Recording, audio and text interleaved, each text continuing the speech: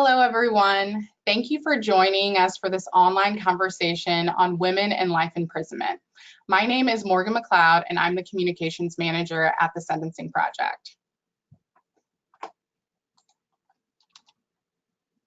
As part of the Sentencing Project's campaign to end life imprisonment, we have recently released a new fact sheet on women and girls serving life sentences, which we will discuss today.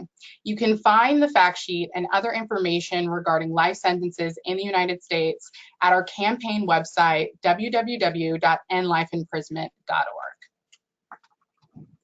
Today, you will hear from the Sentencing Project's Senior Research Analyst, Ashley Nellis, who is also the co-author of the new book, The Meaning of Life, The Case for Abolishing Life Sentences. Ashley will discuss our latest fact sheet on women and girls serving life sentences. Then we will be joined by two formerly incarcerated lifers who are working to scale back life sentences. Judy Henderson is a fellow with the National Council for Incarcerated and Formerly Incarcerated Women and Girls and is working to establish an elder parole policy in Missouri. And Romarilyn Ralston is the program director for Project Rebound, a California State University program that supports formerly incarcerated students as they reintegrate into the college setting. Romarilyn is also a member of the California Coalition for Women's Prisoners, which organizes the Drop LWOP campaign. After the discussion, we will open up the conversation for Q&A. Please feel free at any time to start submitting questions during the discussion using the GoToWebinar panel on your GoToWebinar screen. And as a reminder, the webinar will be recorded and posted to our website afterwards. So to begin, I will hand things off to our Senior Research Analyst, Ashley Nellis, who will discuss our new fact sheet. Ashley.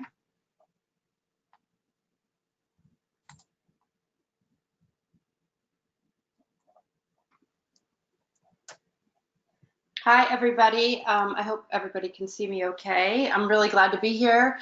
I'm really excited to be talking about women serving life imprisonment today. The Sentencing Project has been working on life sentences for about 15 years now, and we're very invested in reforming our most extreme sentences. We've produced 5 national reports on life imprisonment.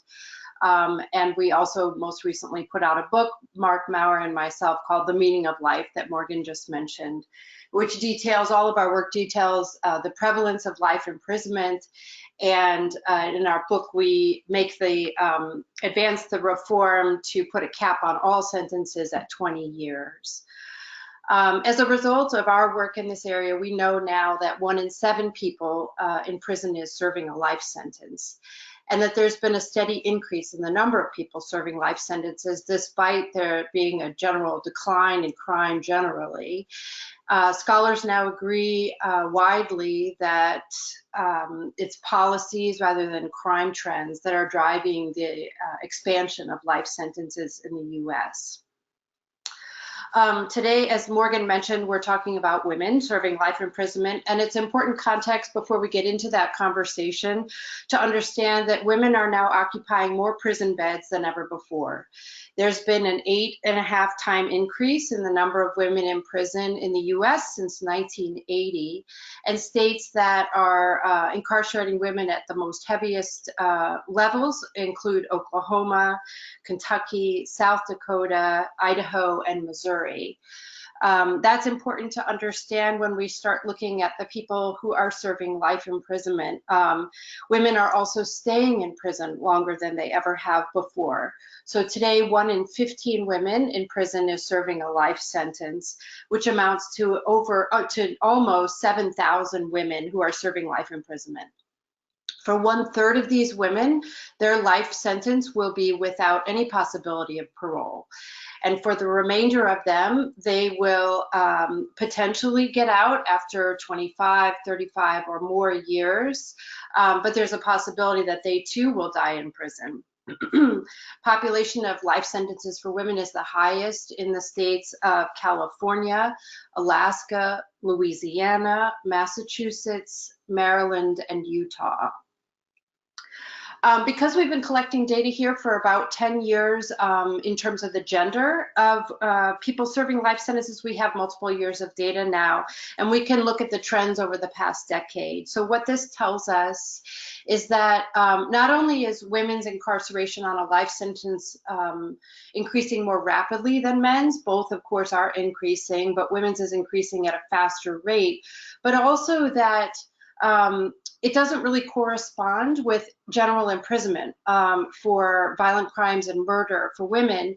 And so what this chart shows us is that there's been a 2% increase in imprisonment for violent crime among women, a 2% decrease in imprisonment for murder among women. But then when we look at life and life without parole in particular, we see this 41% increase in the number of women who are serving these sentences, which tells us that those who are going in for murder, one possible scenario is that those women who are going in for murder are more likely to get a life sentence today, life without parole.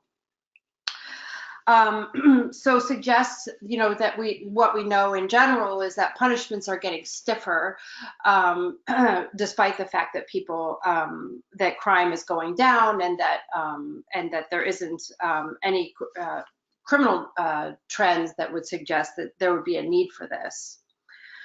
So in our last slide, and the last slide I want to share with you before turning it over is about the young people who are serving life imprisonment. So nearly 300 women who are serving life sentences were minors at the time of their crime. That is, they were under the age of 18. For 2/3 of them, they're in 7 states, the 7 states that are provided here: California, Texas, Georgia, Florida, Louisiana, Michigan, and Tennessee. One of the studies that we did at the Sentencing Project was focused on the lives of people who were serving life sentences without the possibility of parole. And when we looked just at the girls who were serving life imprisonment, we found that 80% of them were survivors of physical abuse, 77% of sexual abuse, and that 84 witnessed violence at home on a regular basis. This parallels research that we find elsewhere that women tend to lead the circumstances that surround women's lives before they commit their violent crime are often complicated by history of sexual and physical trauma, and that compared to men, women who are serving life sentences report higher levels of psychiatric disorders, suicide attempts, and history of physical and sexual violence. In one particular study, the researcher found that over 1/3 of the women who were serving life sentences had attempted suicide. And so, a lot more needs to be known about the stories of women serving life imprisonment, the trends. There's sort of anecdotal evidence that suggests that domestic violence is often precipitates engagement in the crimes that result in life sentences for women. But we don't know yet empirically, the prevalence of this. And so I'm excited, as a researcher on this topic, to dive deeper into the research on life imprisonment for women in our coming studies on the matter, and to share them all with you. So from this point, I'd like to turn our attention over to the 2 panelists that can share a more personalized understanding of life imprisonment. And so I'll hand it back to Morgan. Thank you, Ashley. So yes, just to remind everyone again, that fact sheet that Ashley was talking about is on our campaign website at www.endlifeimprisonment.org, and you just click learn more if you'd like to look at that during the discussion today. So I would like to invite Romarilyn and Judy on to share their screen and unmute so we can have a conversation. Thank you both so much for being here. We really, really appreciate it. So I see Romarilyn. Judy, can you push that green camera button? There she is. Hi. Hi. Can I hear both of you? Yes. Okay, great. Yes. So Romarilyn, to start with you, you're doing work in California, which Ashley mentioned is one of the states with the highest proportion of women in prison serving a life sentence. Can you talk to us a bit about your work and the work you're doing with the California Coalition for Women's Prisoners? Oh, Romarilyn, can I hear you again? Can you hear me now? Yes, okay, you're good. Awesome, great. Thank you so much for having us today. I'm really excited to speak about the work of California Coalition for Women Prisoners. CCWP was started inside of a prison. It was started by organizers in the prison, women who were facing medical issues. Cherise Shoemate was the lead organizer and our founder of CCWP. Can I interrupt you really quickly? Sorry, yes. Romarilyn, can you come a little bit closer to your mic? Yes. I think I might get you. How's that? That's better, yes. Okay, great. So I'll start over. Thank you for having me. And I'll just start with a little background information about the California Coalition for Women Prisoners, CCWP. It was founded by organizers inside the prison, so women came together around medical issues, who contacted folks on the outside to help us organize and get better medical care inside the prison. And our lead organizer was Cherise Shoemate. So it was her work and the sacrifice she made to get CWP birth and born issues around women, gender nonconforming, and trans. So our mission of CCWP is as a grassroots organization in California and work to just bring about gender for folks inside prisons. And so since 1995, when we started, we've been able to address various issues, prison conditions, prison visiting, legal issues, policy and advocacy, and most recently in 2017, we launched the Drop LWOP campaign. So as a former lifer in a California prison, we saw in the 80s and 90s hundreds of women coming into the system sentenced to life and life without the possibility of parole. And for those serving life and life without the possibility of parole, many of us were barred from programming, didn't have access to education, visiting rules were different, family visiting was different, and also the parole board policies were different for those serving life without the possibility of parole. Prior to 1993, women who were sentenced to life without the possibility of parole, or what we call LWOP, could get their case reviewed within a 30-year period and then have access to the parole board. So there was a little bit of hope. And then in 93, there was a change by the California Department of Corrections, and they eliminated that 30-year requirement. So folks serving LWOP had no hope of ever earning the opportunity to present their case before the parole board. So in 2017, a lot of folks inside, about 5,000 people currently serve LWOP in California. And we started looking at this population because lifers had begun coming home. I came home in 2011 under Governor Brown. So Governor Brown and some other policies opened the doors for lifers to come home, but LWOPs coming home, and 90% of the LWOPs who are incarcerated were not the perpetrators. They're aiders and abettors, or they're sentenced under the felony murder rule.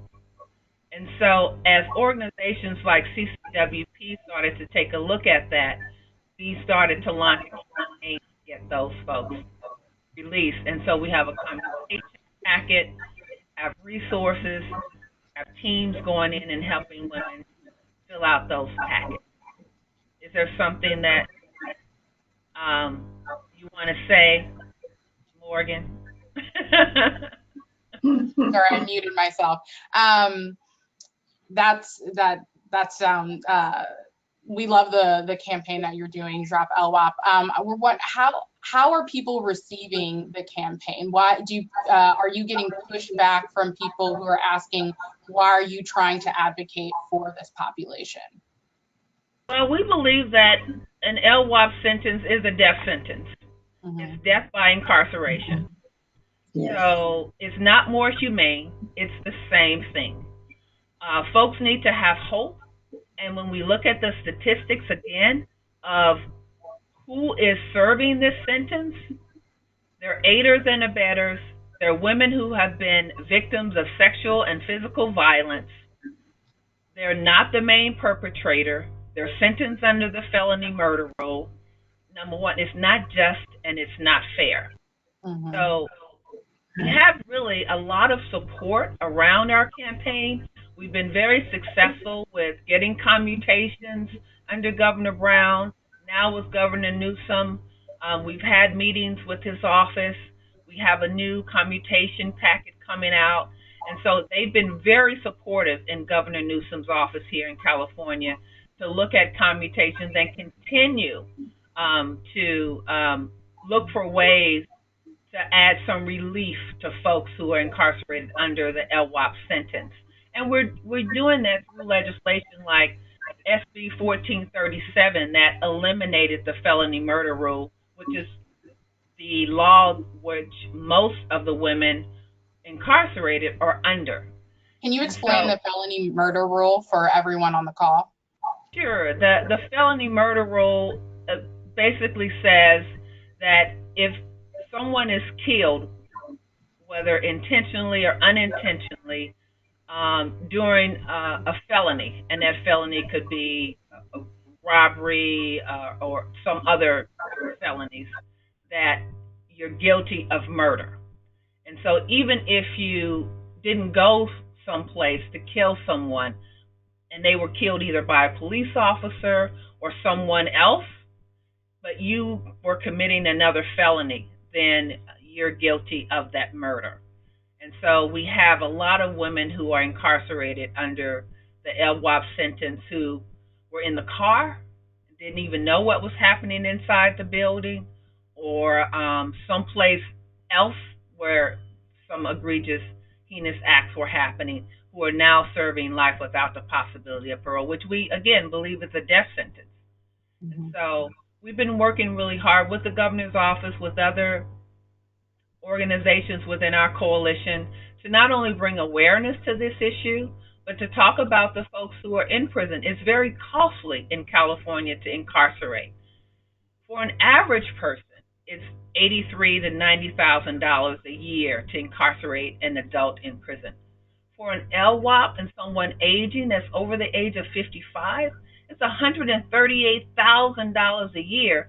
And we're talking about folks who were not a perpetrator, who were victims themselves of sexual violence, trauma, abuse, and a lot of times intimidation, who don't even know what was happening during these crimes.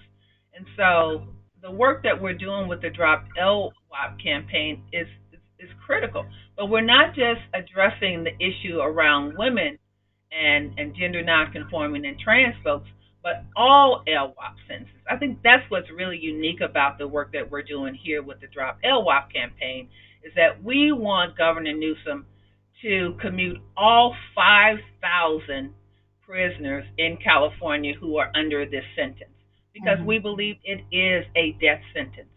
Mm-hmm. And the folks who are serving this sentence a lot of times are not the perpetrators. Mm-hmm. Thank you, Romarilyn.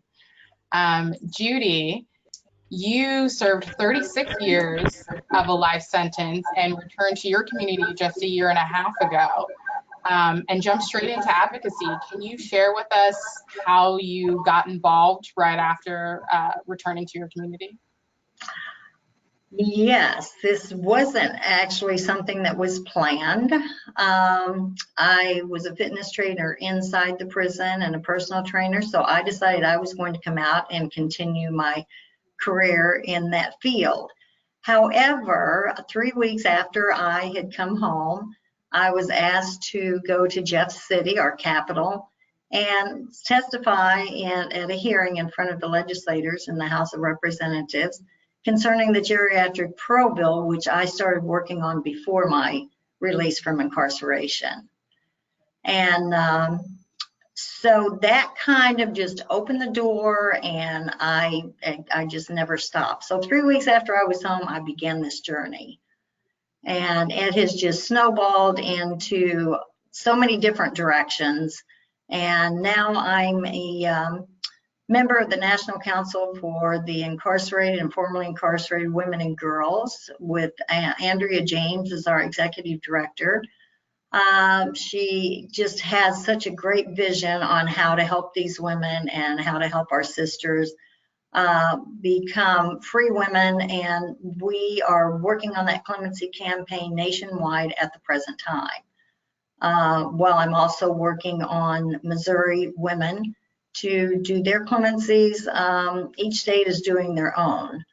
And then we will collaborate on when we will do certain events concerning this project. And during that time, I also meet with the governor's office concerning legislation on the geriatric or elderly parole bill that we need to implement in Missouri. And so how did you, can you explain the elder parole bill, what it does? And, you helped advance this legislation. So can you walk us through the process of how that worked? Yes, I began writing the bill myself and a retired state representative that visited me for 28 years, every other Friday. He kind of walked me through the process of how to write a bill while I was incarcerated. And then he knew a state representative in the area that he believed would sponsor the bill. So the state rep came to meet with me in the visiting room, and I was very blunt about, is this going to be one of your priorities? Because I don't want time wasted on something that is not going to be a passion for you also, because we're talking about lives here. And he assured me he was, and he did his best, and but he did not make it before his terms ended.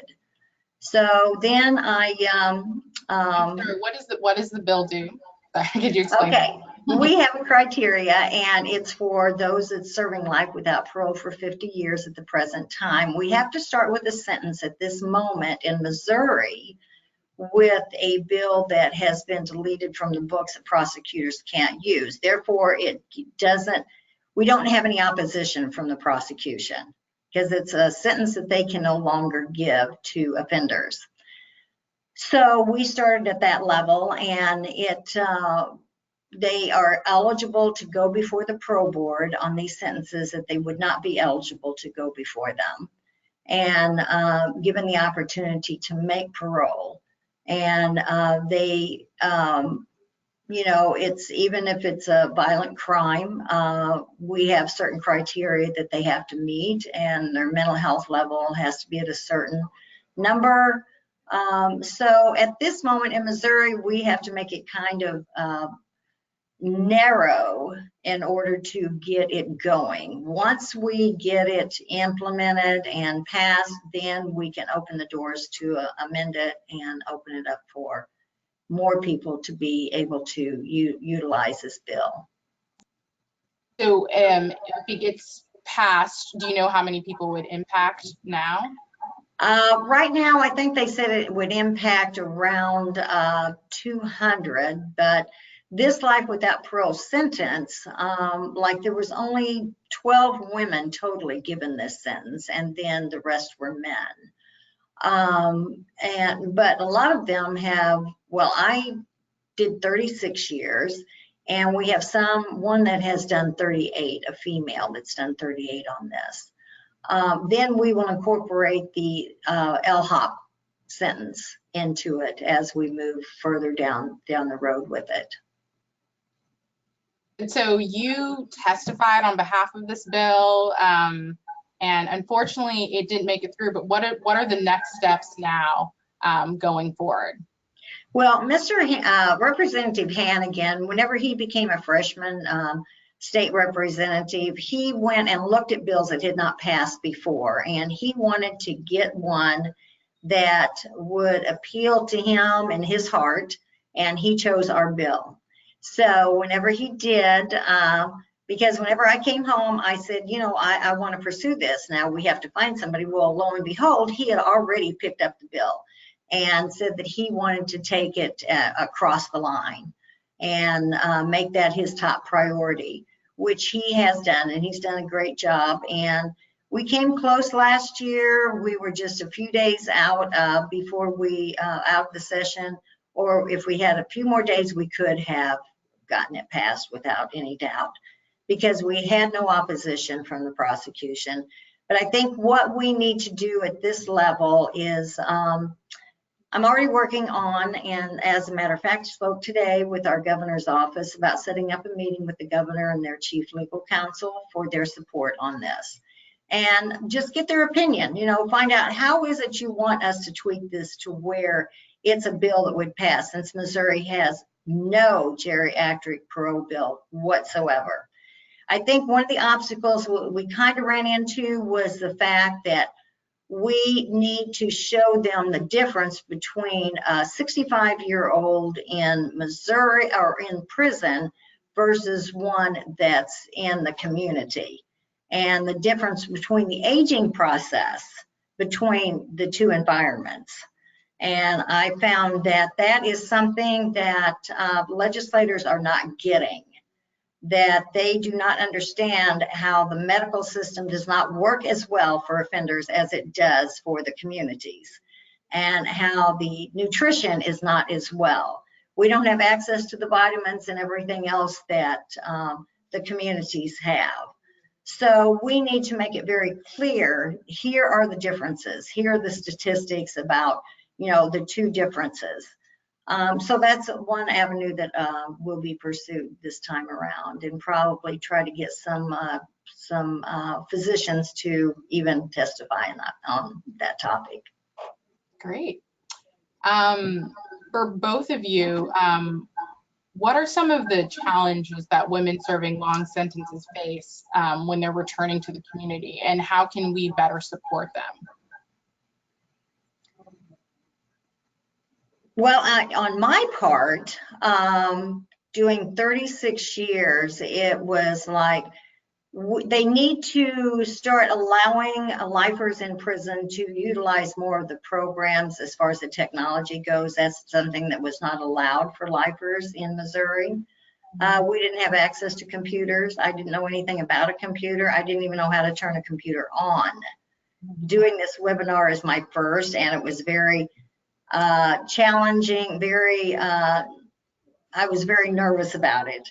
But, you know, as I go along, I'm learning the iPhone and different things. But that being said, I think that is one of the things, and I've already spoke with the director and met with her of our Department of Corrections. And she's understanding that challenge that people that served a lot of time will have upon their release. And so she's very open to opening up more programs for lifers that they can utilize to help them, you know, to get them readjusted back into society. Romarilyn, did you have any thoughts on that? Oh, now you're unmuted. I unmuted you. No worries. Reentry is a big concern of ours. It's difficult. There's a lot of challenges when you're released from prison after a long sentence. Technology is one of those things.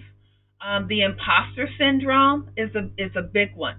You know, being caged in an environment for decades, you go in, number one, as a traumatized person who most likely came from communities that have been impoverished and marginalized, and there's already these issues with health, with education, and the prison system perpetuates that. So it continues to traumatize and damage folks who are already damaged going into the system. So getting out and reentering, you know, the challenges are deep. You know, folks need psychological care, trauma care, health care, access to education, nutrition, technology, counseling, mental health is huge because we have to learn how to now see ourselves and function outside of those cage controlled environments. You know, there is a degree of institutionalization that sets in whether we think that we're okay or not. There's a conditioning that takes place, and it's environmental. So when Judy was speaking to getting legislators in Missouri to understand the environmental differences between two aging populations, that's what we're talking about. The trauma that comes with incarceration and then release. Because so many things are different living inside of a prison than living on the outside. And so just trying to understand the two environments, the two worlds, to merge them, to separate from them, to understand who you are now outside of those cages takes a lot of support. The support systems need to be in place. And most social service programs and reentry programs, because they don't center the voices and the experiences of those who have lived these lives, meaning that they don't hire us to run these programs, they don't understand, you know, what it takes for us to be successful on the outside. And so that's the challenge within reentry, is that folks who are in these roles providing these services, these service providers, oftentimes, and legislators don't understand who we are. So if you don't understand who we are, how can you help us? So we really need to look at, I think, pretty much every sector, you know, that functions within the society to help support us when we come out, especially those of us who have served extreme sentences. Thank you. Ashley, I'm glad you joined us. I want to open it for Q&A now, and lots of people are sending in questions already, so thank you for that. So the first question, I'll direct it to Ashley, but anyone can answer.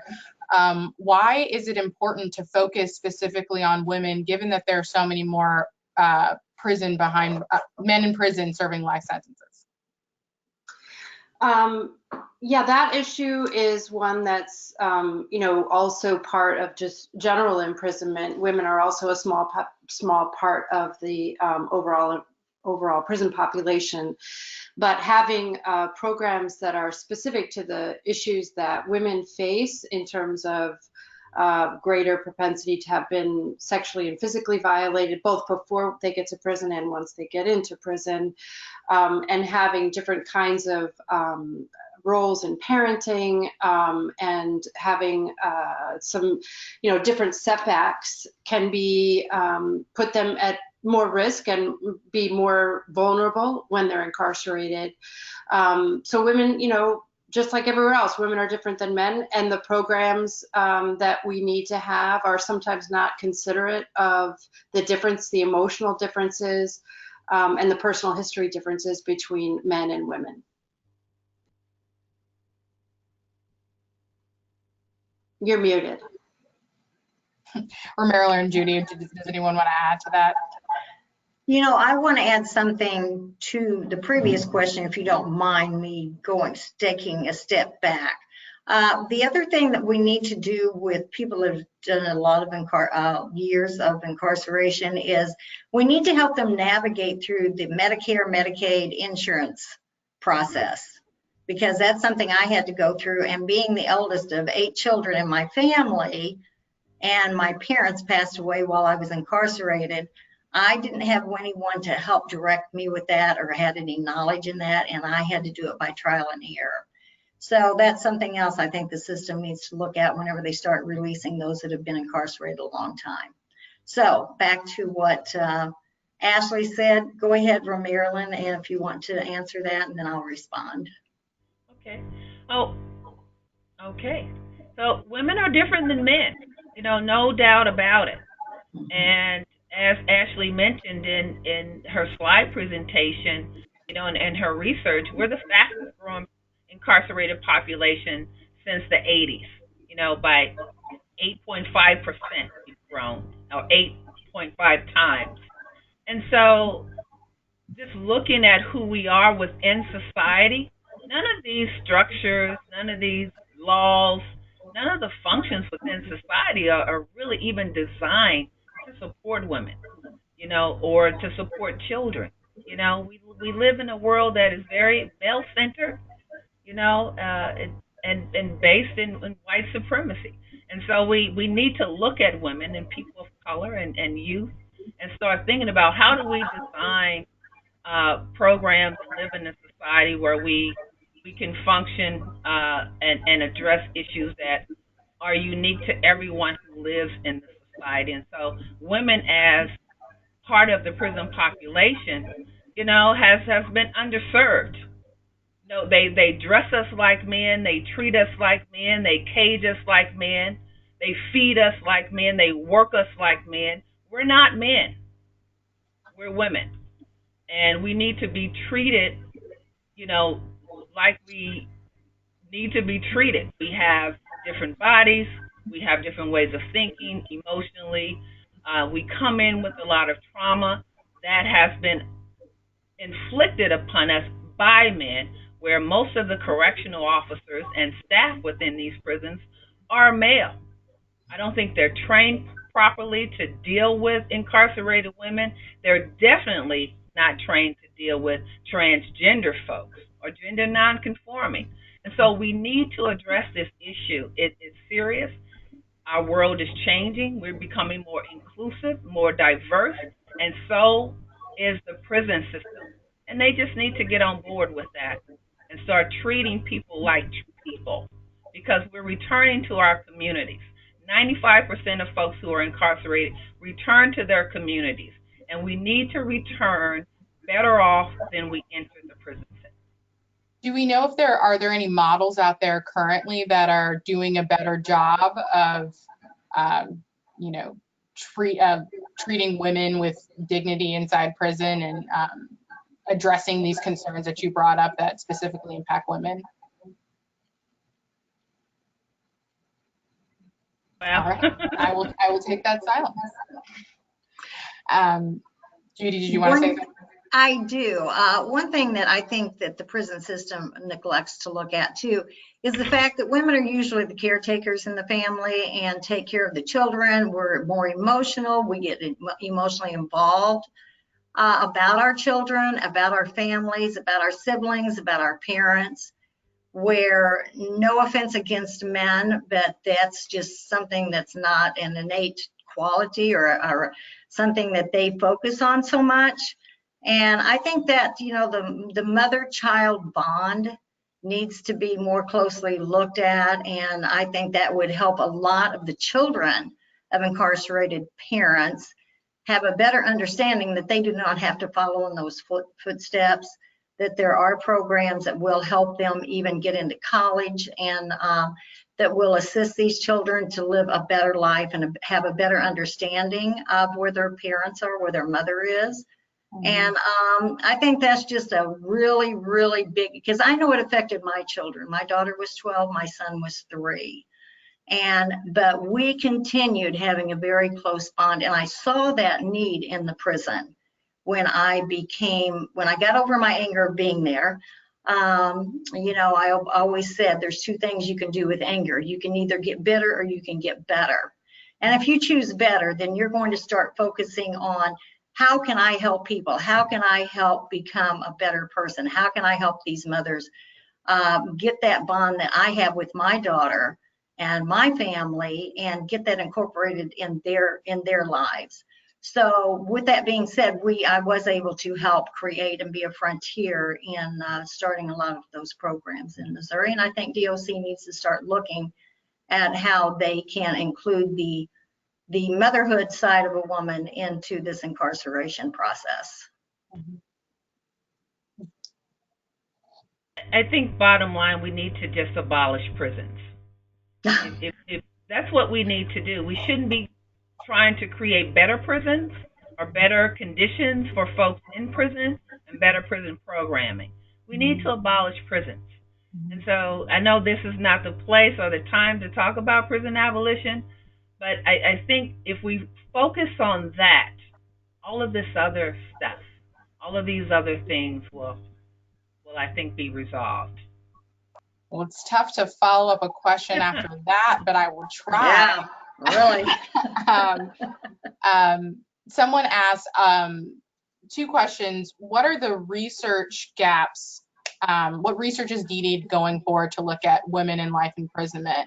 And then one person suggested something of, are there any campaigns looking at the failure of systems to accord a right of self-defense for women and girls? So a few people, I guess a few places record that, but I don't know if the data is really out there, and Ashley can jump in about what data is needed. Yeah, I mean, we definitely need to know more about each of the specific segments of the life sentence population. And women, for women, there is sort of a general assumption that the majority of the women are there because they acted in self-defense against an abusive spouse, and that it just didn't work out. I don't know empirically, and we don't know empirically whether that's the case. You know, in terms of the laws in place, there are, you know, laws in states called battered women's syndrome laws, and those do, you know, work to mitigate some of the culpability for homicides in cases where a person has been abused for so long that they sort of lose touch with what is right and wrong. And so, you know, but I think we need to know more about the crimes, and we can know that through deeper analysis and deeper questioning of the DOCs in the next survey. So in the next survey that the Sentencing Project does, we're going to ask more questions about the women in particular, and try to get a better sense of it at a national level. Is there any research on racial disparities among women sentenced to life without parole or any other lifer groups? And are women of color more likely to be sentenced to life without parole? Yeah, that's another area that we don't know yet. So we collect data on race and ethnicity and gender, but we don't collect data yet on race and ethnicity of gender. So we have information about women versus men, Black versus white, but not white women, Black women, and so on. And that's also something that we're going to be putting into our next census of people serving life sentences. Someone asked, do you see the media having a role in influencing sentencing? If so, how does it help or hinder, or in what ways can we use the media as a tool for advocacy for women? Judy, I read a lot about you in the media before this call. I don't know if you have thoughts on that. I do have thoughts on it. You know, like you said, I have done a lot of media coverage about the women to bring awareness to the communities about women and how these women can be their next door neighbors, their sister, their cousin, their aunt, their grandmother. And this is a subject that I feel the media has welcomed to listen to and to hear. I'll be doing a documentary pretty soon with the St. Louis Post concerning women in prison. And whenever I do radio shows or TV shows, that's just something that hasn't really been discussed. And they even tell me, Judy, you're the only one we know of doing this here. So that's why we come to you whenever the governor signs a bill. We want your opinion about what you think about that bill, because it's almost like we're groundbreaking right now across the nation with bringing this awareness about women in prison versus any the male gender. Because women, I think the courts used to always look at, well, women should not even be in that position, but they neglected to look at what their lives were like. Like, I was a battered woman myself. I was sexually molested as a child. So that being said, you know, I'm not that person that I was 30 some years ago. Today I am totally different, but I had to do a lot of healing, a lot of soul searching, and as to what got me in the position to be in the wrong place at the wrong time, to cause my co-defendant to get acquitted who committed the murder, and I'm the only one that went to prison. So I was very angry about that for a long time. But I think that we need to, I think all of this is starting to come out into light now about what possibly has led these women to become involved or be present whenever a crime has occurred. And I know that's the majority of the issues with these sentences here in Missouri, these long-term sentences. And like Romarilyn said, it's not, they are not the perpetrators of the crime. They were at the wrong place at the wrong time, or trusted the wrong boyfriend, wrong husband, and that put them in this position. And I'm not trying to mitigate, you know, them being there, but none of that is ever taken into consideration whenever it comes to them going to trial or being sentenced. So I think that's something that I think the media has been pretty open about bringing this to light, at least in the area of Missouri, and being open to listening to what I have to say about it.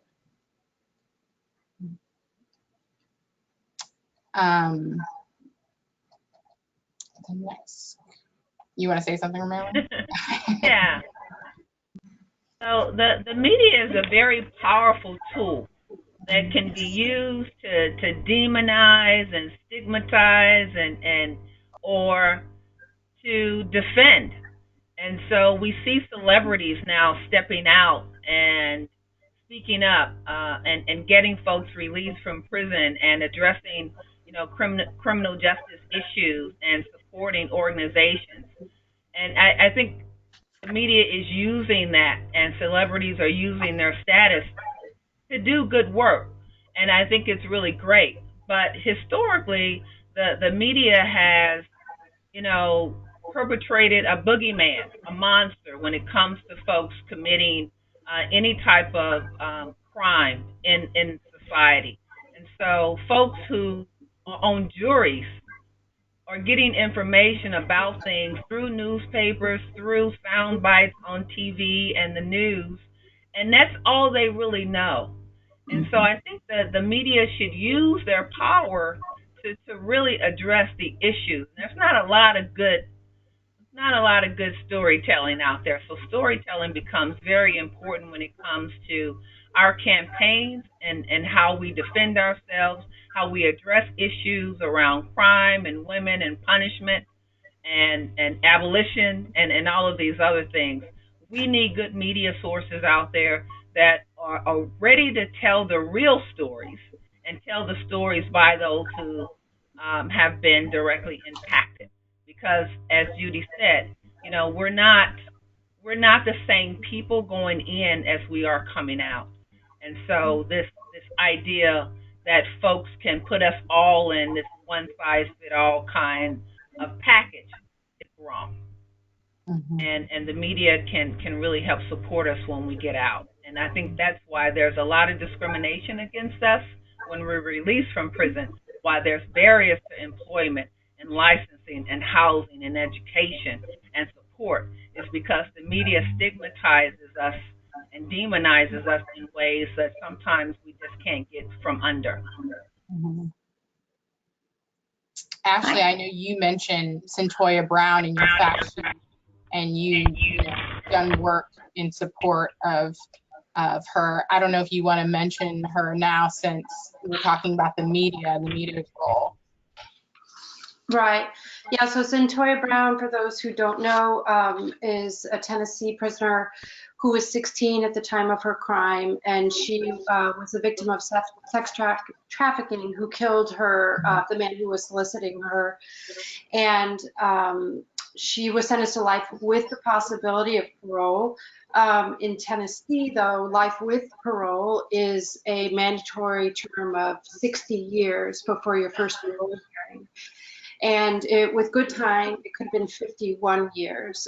She's one of 182 juveniles serving this sentence. And she was fortunate through a documentarian's work to get the attention of Beyonce and Kim Kardashian and others who really lobbied on her behalf. And finally, her story got the attention of the governor, and she was commuted, and she's coming out in August, is the last we've heard.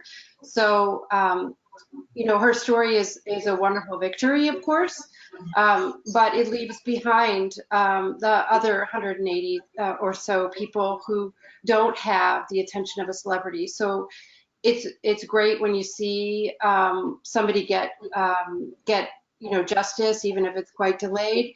But you know, relying on celebrities to get the job done is not exactly what is not exactly the best way forward.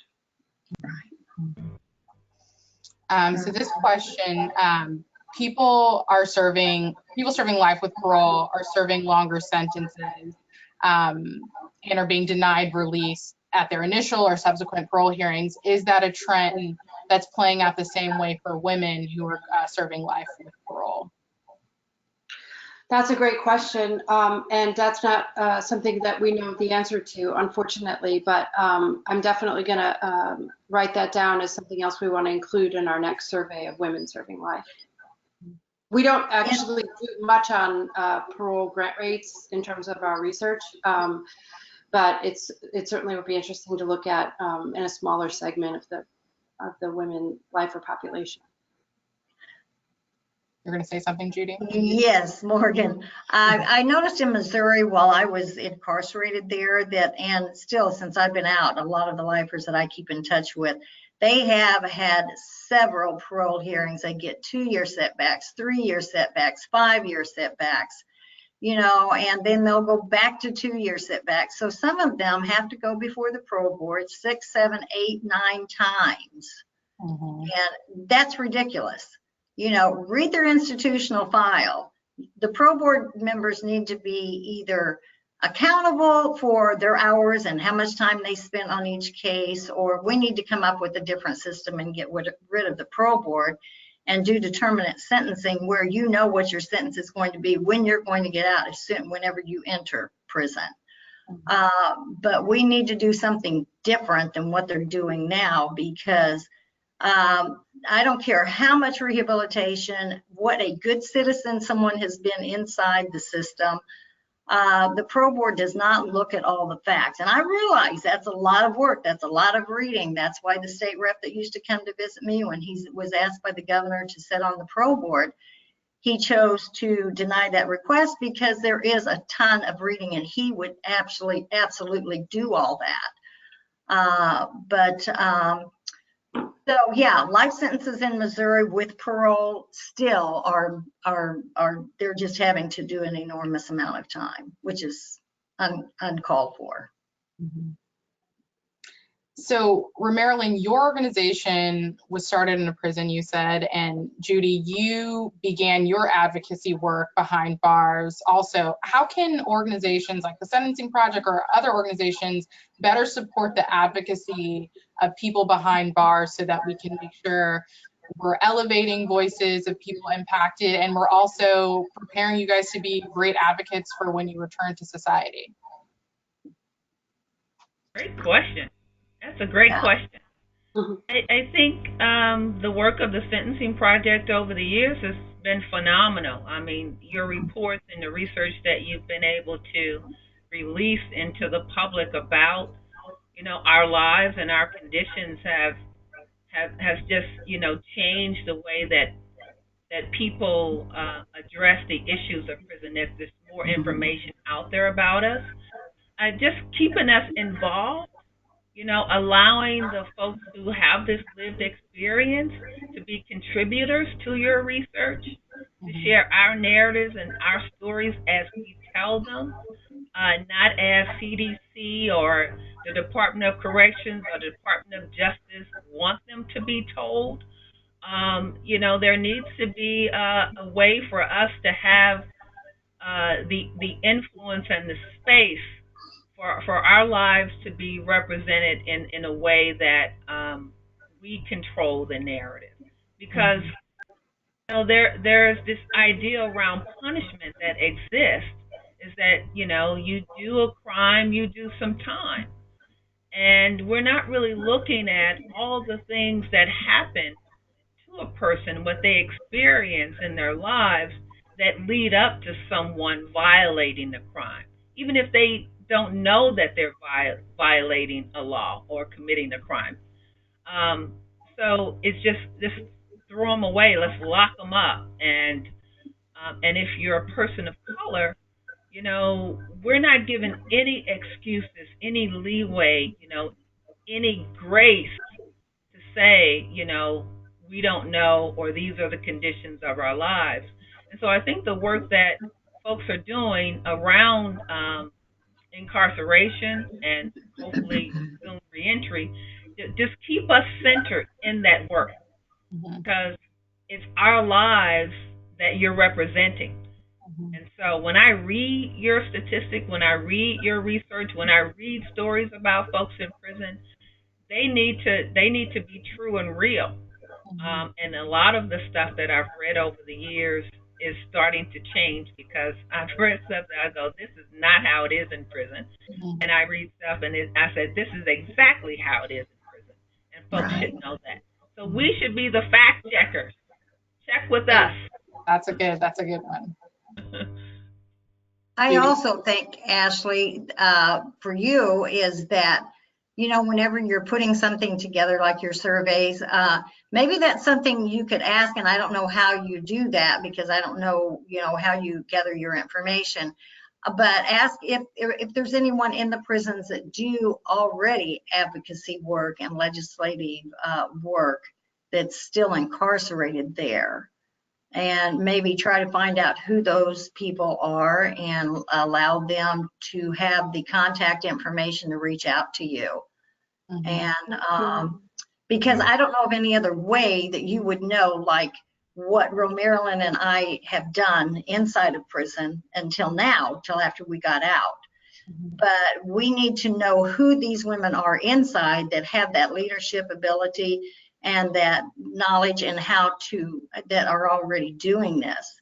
So we can work from the inside out with them. I don't know if that makes any sense or not, but that's just one thing that came to mind that maybe we could, you could do. We, one point about that is our book, The Meaning of Life, we had the benefit of being able to provide it to many prisoners serving life sentences on the inside, and so shipments were made to the prisoners there, and we've encouraged them to write to us, and the Inside Lifer groups, Michigan's group and other states have a lifer group, to write to us, so that, because we want lifers themselves to be a major voice in our campaign. Yes. How does someone incarcerated make contact with you to know how to do this? They write to us.